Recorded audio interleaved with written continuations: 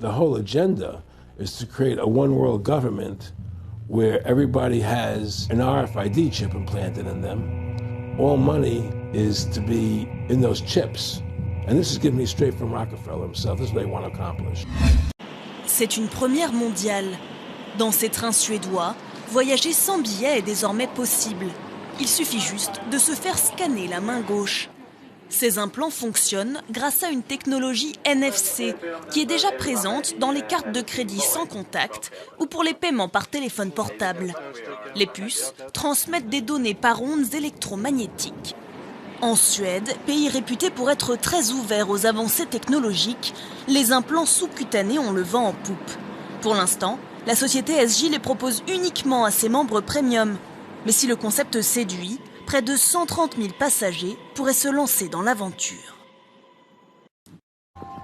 Franchir les portes d'une entreprise d'un simple geste de la main, sans badge d'accès. Déverrouiller son ordinateur, une photocopieuse, ou même dans cette entreprise américaine payer au distributeur sans carte de crédit. Je scanne, je choisis le paiement par carte, je mets la main, comme un téléphone, et c'est payé. Derrière ce geste, une technologie semblable à celle du paiement sans contact. Et une puce électronique, comme celle-ci, logée sous la peau entre le pouce et l'index. Dans le monde entier, plusieurs entreprises proposent déjà à leurs employés ces drôles d'implants, pas plus gros que des grains de riz. Dans cette PME belge, ils permettent aux salariés volontaires d'échanger des informations en une fraction de seconde. Je vous donne ma carte de visite. Alors serons-nous un jour tous équipés de puces comme celle-ci? Et quels sont les risques? En France, ce tatoueur a déjà implanté plus d'une centaine de ces micropuces à l'aide de cette petite seringue stérile. Et donc quand on est ici, on va implanter à l'intérieur vraiment de la peau, sous la peau. Une fois qu'on sera là, on va décharger la puce justement pour qu'elle arrive à l'endroit qu'on a choisi. Dans la vie quotidienne, ça gênera pas, même sur des mouvements de pouce, même en fermant le poing, toute cette partie-là est vraiment très très stable et c'est assez petit de toute façon pour que ce soit pas gênant. Selon lui, aucun risque pour notre santé car ces puces n'émettent aucune onde. Les gens ont cette image des films de science-fiction où en général les implants servent à contrôler les gens, que ce soit contrôler leurs pensées, leurs actions, réussir à les localiser, etc. On n'est pas du tout là-dedans, on est très loin et heureusement. À terme, on peut, dès aujourd'hui ça existe, puisqu'il y a ce célèbre exemple d'une boîte de nuit à Barcelone qui l'utilise déjà pour identifier ses clients en leur proposant l'implantation par une petite chirurgie très élémentaire d'une puce qui leur permet d'entrer, de sortir et même de payer les consommations. On peut imaginer que chaque individu accepte volontairement ou sans le savoir une puce en lui qui contiendrait toute une série d'informations sur lui. Et sur ses entrées dans les différents clubs de sport, écoles, bâtiments sécurisés. Qui permettrait à la fois de payer tout, de tout savoir, mais donc d'être libéré d'un certain nombre de contraintes. Le vrai luxe de demain, ce sera d'être isolable, de pouvoir s'isoler. Et la vraie liberté, ce ne sera pas d'être relié aux autres, de pouvoir leur communiquer, qui est évidemment nécessaire, mais ce sera le droit de ne pas être branché. Je rappelle que le puçage des êtres humains, pour nous, est l'abomination par excellence, parce que c'est vraiment ouvrir le monde à quelque chose d'absolument épouvantable, et donc il faut absolument que tout le monde se mobilise pour dire non à cette horreur.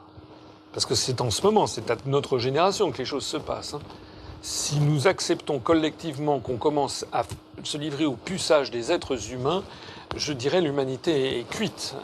Nous risquons d'entrer dans un enfer à côté duquel 1984 de George Orwell apparaîtra comme une espèce de paradis. Les dictateurs de notre époque sont infiniment sournois. Maintenant, on n'impose pas, on suscite le désir pour se faire implanter des puces RFID. C'est horrible. C'est horrible quand on y réfléchit. Et comment ils font? Eh bien, on voit qu'il s'agit d'une partie, un truc sympa entre jeunes. On crée une mode autour de ça. Et d'ailleurs, on s'inspire de 20 ans, des 15 ou 20 dernières années. On commence d'ailleurs peut-être, telle la chouette de Minerve qui prend son vol à la tombée de la nuit, on commence peut-être à réaliser qui et d'où vient le lancement de la mode du piercing. qui a été lancé depuis à peu près une trentaine d'années.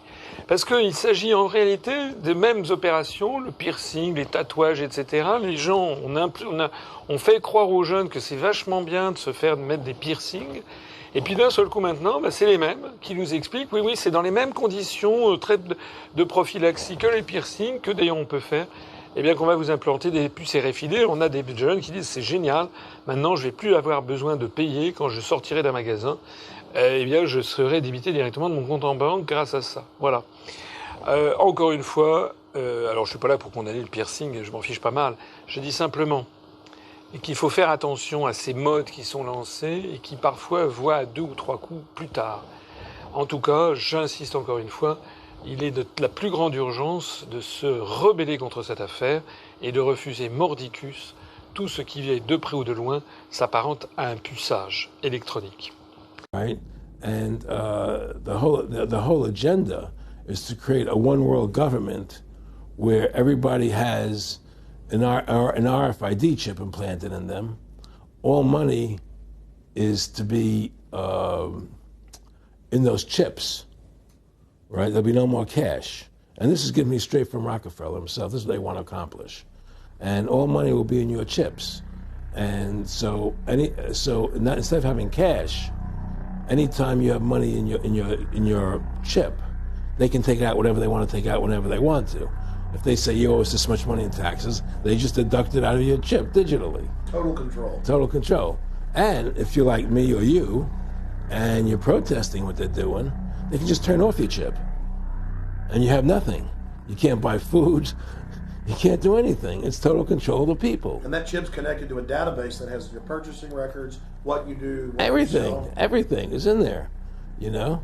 And so they want a one world government controlled by them, everybody being chipped, all your money in those chips, and they control the chips, and they control people. And you become a slave. You become a serf to these people. That's their goal. That's their intentions.